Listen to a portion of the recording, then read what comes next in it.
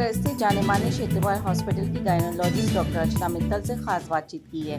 Doctor Mittal ने आमजन को जागरूक करने के उद्देश्य से कई महत्वपूर्ण जानकारियां बताई हैं, जिसमें बताया कि हाई रिस्क प्रेगनेंसी के मामले में किस प्रकार की सावधानियां और उपचार पद्धति अपनाई जाती है। डॉक्टर अर्चना ने अपनी विशेषज्ञता क्षेत्र के बारे में जानकारी देते हुए बताया, जैसे हाई रिस्क प्रेगनेंसी, बांझपन उपचार, laparoscopy surgery, PCOS, menopause management इत्यादि। आइए आपको दिखाते हैं क्या कुछ कह रही है क्षेत्रपाल हॉस्पिटल की स्त्री एवं प्रसूति रोग विशेषज्ञ डॉक्टर अर्चना मित्तल। सबसे पहले आपका परिचय। डॉक्टर अर्चना मित्तल, मैं स्त्री रोग विशेषज्ञ हूँ और मैंने 91 में उदयपुर RNT मेडिकल कॉलेज से MS की डिग्री ली थी और RPSC से सिलेक्शन के बाद में मैंने 92 में फर्स्ट पोस्टिंग मेरी कादेड़ा में हुई, जो कि एक PSC थी। वहाँ पे मैंने मेडिकल ऑफिसर के रूप में अपनी नौकरी ज्वाइन करी थी।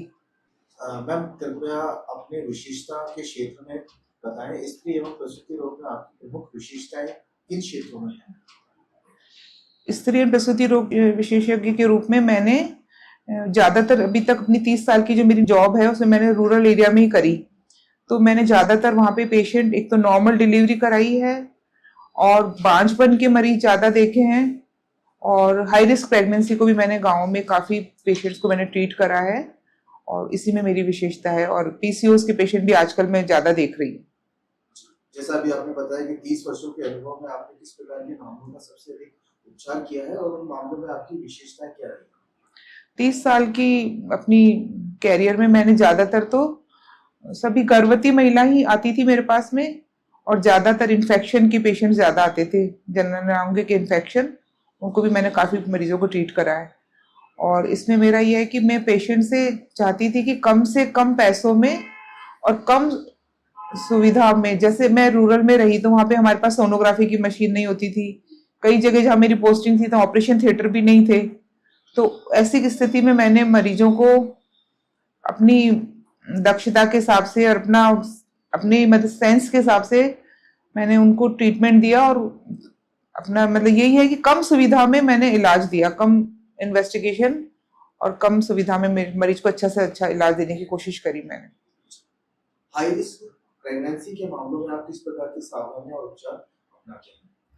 हाई रिस्क प्रेगनेंसी में मैं सबसे पहले तो इसको इन्वेस्टिगेट करती हूँ कि किस कारण से हाई रिस्क है।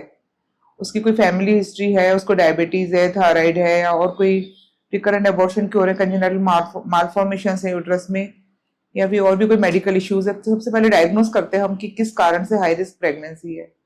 तो उसके डायग्नोसिस होने के बाद में उसका ट्रीटमेंट करा जाता है, और पेशेंट को रेगुलर चेकअप और रेगुलर उसकी सोनोग्राफी, और उसको जैसे टर्म पे पहुंचती है पेशेंट तो 37 वीक होने के बाद में हम उसको इंड्यूस करके डिलीवरी कराते हैं, जिससे कि उसकी जो लेटर मंथ में जो उसकी रिस्क होती है वो कम कर सके। वर्तमान समय में PCOS और बांझपन के मामलों में वृद्धि देखी जा रही है। अपने अनुभव के आधार पर आप क्या प्रमुख कारण देखते हैं? अब आजकल छोटी फैमिली होती है, 2 बच्चे होते हैं, तो माँ बाप बच्चों को बहुत काम भी कम कर रहे हैं बच्चे, और मोबाइल के कारण सिटिंग है उनका, और ये जंक फूड खा रहे हैं। पेरेंट्स भी मना नहीं करते हैं बच्चों को। तो मेरे को तो जहां तक लग रहा है जंक फूड और उनको मतलब लेक ऑफ एक्सरसाइज, यही कारण बांझपन तो ज्यादा स्ट्रेस भी बहुत रख रहे हैं। लेट मैरिज हो रही है, फिर लेट मैरिज होने के बाद में महिलाएं चाहती है कि पहले हम एक दूसरे को समझ लें, तो पहले ही लेट मैरिज हो रही है और फिर उसके बाद में 2-3 साल वो और गैप कर लेती है। उसके बाद में ज्यादातर फिर वही प्रीमेच्योर ओवेरियन फेलियर होने लग जाता है एज के साथ में। तो इसके कारण बांझपन के रोग बढ़ रहे हैं, और PCOS के लाइफस्टाइल और जंक फूड के कारण PCOS की बीमारी ज्यादा बढ़ रही है। नॉर्मल डिलीवरी और सिजेरियन के निर्णय में आप किन चिकित्सक मानकों को प्राथमिकता देते हैं? मेरा तो ज्यादातर यही रहता है कि नॉर्मल डिलीवरी कराई जाए पेशेंट की, अगर सारी चीजें नॉर्मल सब सही है। पर आजकल है ना तो पेशेंट भी अपना उनमें भी है ना वो नहीं है, रिस्क नहीं लेना चाहते हैं, और पेशेंस नहीं है, पेशेंस की कमी है पेशेंट में और डॉक्टर में, दोनों में। तो वो ज्यादातर सिजेरियन के लिए कहते हैं, पर मेरी जहां तक कोशिश रहती है कि पेशेंस रखें हम, और उसको टाइम पे टाइम अपन देखते रहें पेशेंट को। और कुछ जैसे रिस्क फैक्टर है, पहले सिजेरियन हो चुके हैं, मल्टीपल प्रेगनेंसी है, बैड ऑब्स्टेट्रिक हिस्ट्री, तो उसमें तो हमको लेना ही पड़ेगा सिजेरियन के लिए। पर सारे मापदंड सही है, उसकी सोनोग्राफी सही है, बच्चे का वेट सही है, पेशेंट की हाइट अच्छी है, और उसकी कोई भी मेडिकल डिसऑर्डर नहीं है, तो मेरा मानना यही रहता है कि मैं उसकी नॉर्मल डिलीवरी कराऊं। लेप्रोस्कोपिक एवं मिनिमली इन्वेसिव सर्जरी में स्त्री रोग उपचार में किस प्रकार सुधार किया है? आजकल शॉर्ट फैमिली हो रही है, बच्चे अलग रहते हैं माँ बाप से, तो उन लोगों को इतनी छुट्टी नहीं होती है कि वो 4-5 दिन हॉस्पिटल में रह सके। तो मिनिमल इन्वेजिव सर्जरी और लेप्रोस्कोपिक सर्जरी में ये फायदा हो रहा है कि उनको जल्दी छुट्टी मिल जाती है, पेशेंट को हॉस्पिटल स्टे कम हो रहा है, इन्फेक्शन के चांसेस कम है और पेशेंट जल्दी ही अपने काम पे लौट जाते हैं, तो फायदा तो है ही। और बड़े शहरों में तो आजकल सब इन्वेजिव सर्जरी ही हो रही है, ज्यादातर यही हो रही है, लेप्रोस्कोपिक सर्जरी हो रही है। और क्षेत्रपाल में भी मैं देख रही हूँ कि काफी लेप्रोस्कोपिक सर्जरी हो रही है, तो मैं भी इसी को प्रमोट करूंगी, जिससे कि पेशेंट के लिए फायदा है, कम स्टे है हॉस्पिटल में उसका, कम खर्चा है और उसको जल्दी काम पे लौट जाएगी और इन्फेक्शन के चांसेस भी कम है इसके अंदर। जी। ऐसी कौन सी सामान्य लक्षण या समस्याएं हैं जिन्हें महिलाएं अक्सर नजरअंदाज कर देती हैं और फिर बाद में वो एक गंभीर रूप धारण कर लेती हैं? मैंने ज्यादातर इनफर्टिलिटी के केसेस में देखा है। पहले तो वो देवताओं के चक्कर लगाती रहती है महिलाएं, गांव की महिलाएं देवताओं के चक्कर में, पूजा पाठ में, उसमें वो काफी समय निकाल देती हैं। तब तक उनके अंदर जो भी इन्फेक्शन है, जैसे ट्यूबरक्लोसिस है, कोई भी बीमारी है, तो वो बढ़ जाती है। फिर उसके बाद वो डॉक्टर के पास आती है कि हमारे को बच्चा नहीं लग रहा, इलाज दो। तो काफी लेट हो चुके होते हैं, उनकी ट्यूबल डैमेज हो, अगर इन्फेक्शन है हमने जल्दी ट्रीटमेंट कर दिया तो ट्यूब डैमेज नहीं होगी, प्रेगनेंसी हो जाएगी। और लेट आती देवताओं के चक्कर में इधर उधर अपना टाइम खराब करके फिर आती है, तो वो गंभीर रूप धारण कर लेती, तब हमें बहुत मुश्किल होता है उनको इनफर्टिलिटी का ट्रीटमेंट देने में।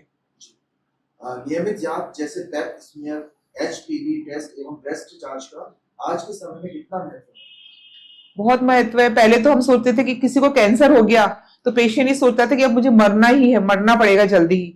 पर आजकल मैं देख रही हूँ कैंसर का तो प्रिवेंटेबल है इलाज, बिल्कुल 100% प्रिवेंटेबल है। अगर अर्ली डायग्नोसिस हो गया, पैप स्मीयर से हमको मालूम पड़ गया सर्विक्स में यूट्राइन कैंसर का, तो उसको रिमूवल करके हम बच्चे उसकी जान बचा सकते हैं। ब्रेस्ट कैंसर है, वो भी हम जैसे अर्ली स्टेज में मालूम पड़ गया तो ब्रेस्ट रिमूव करके पेशेंट 20-20 सालों तक, 30-30 सालों तक अपनी नॉर्मल लाइफ जीती है। तो जांच कराना तो बहुत मस्ट है और इससे अपन बिल्कुल कैंसर जैसी बीमारी को प्रिवेंट कर सकते हैं। तकनीकी और चिकित्सा सुविधाओं में आए बदलावों ने मातृ एवं महिला स्वास्थ्य सेवाओं को किस प्रकार से बेहतर बनाया है?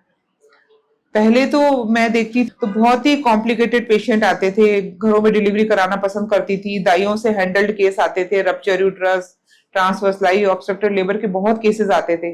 पर अब जब से जननी सुरक्षा योजना ये लागू हुई है, लोगों का रुझान बढ़ा है हॉस्पिटल में डिलीवरी कराने पर, तो मेरे को इसी टाइप के केसेस नहीं देखने को मिल रहे। तो महिला का स्वास्थ्य बहुत सुधार आया है और मॉर्टेलिटी मॉर्बिडिटी दोनों में कमी आई है। और अभी जैसे हमारे पास में खूब आंगनवाड़ी वर्कर, एएनएम्स वगैरह पेरिफेरी में जाके वो पहले ही डायग्नोस कर लेती है पेशेंट को कि भाई इसको ये बीमारी है, तो वो जल्दी हॉस्पिटल ले आती है। नहीं, पेशेंट तो डायग्नोस नहीं कर पाएगा। अभी थोड़े दिनों पहले की बात है, मेरे पास एक पेशेंट आई थी, उसका 3 ग्राम हीमोग्लोबिन था, तो मैंने उसको भेजा, मैंने कहा आप अजमेर जाइए, आपको ब्लड लगवाना पड़ेगा। नहीं गई पेशेंट, मैं तो नहीं जाती, घर पे बैठ गई। पर मेरे पास उसका फोन नंबर था पेशेंट का, सिस्टर का रिकॉर्ड, सिस्टर के पास उसका रिकॉर्ड था, सिस्टर को तुरंत मैंने घर भेजा, सिस्टर ने ऑरल सप्लीमेंट देकर ही उस पेशेंट को नॉर्मल करके ही उसकी डिलीवरी वगैरह जो हुई, तो पेशेंट की लाइफ बच गई। अगर यही हमारे पास फोन नंबर नहीं होता, पेशेंट घर पे ही मर जाती।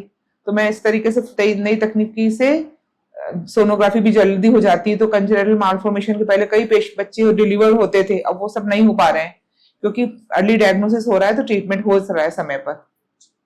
सुरक्षित प्रसूति एवं स्त्री रोग उपचार के लिए एक अस्पताल में किन आवश्यक सुविधाओं और सपोर्ट सिस्टम का होना जरूरी है? यही है कि है ना, सुरक्षित मातृत्व के लिए हमारा मतलब स्टाफ ट्रेंड होना चाहिए, हॉस्पिटल में सारी सुविधाएं होनी चाहिए और ब्लड ट्रांसफ्यूजन की फैसिलिटी भी जरूर होनी चाहिए। क्योंकि मैंने बहुत सफर किया है, मैं रूरल में भी, सांगन में, कादेड़ा वहां रही, यहाँ पे ब्लड ट्रांसफ्यूजन नहीं होता, तो मुझे एंड टाइम पे कई बार पेशेंट को रेफर करना पड़ता था।